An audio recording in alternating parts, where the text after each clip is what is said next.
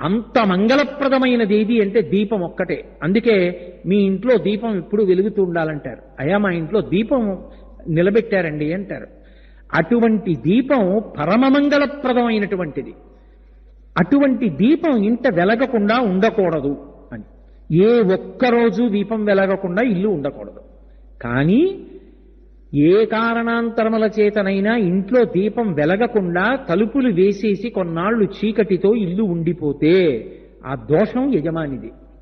ఎందుకని అంటే ఇప్పుడు నేను వచ్చేశాను అంటే భక్తి ఎక్కడుందండి? నేను వచ్చేశాను, నేను రోజు ఆరాధిస్తున్న పరమేశ్వరుడు ఏం చేస్తున్నాడు? సింహాసనంలో అలాగే ఉన్నాడు. మరి ఆయనకి అన్నం ఏది? వాడు ఉన్నాడన్న భావన ఉంటే మరి వాడికి అన్నం పెట్టాలిగా.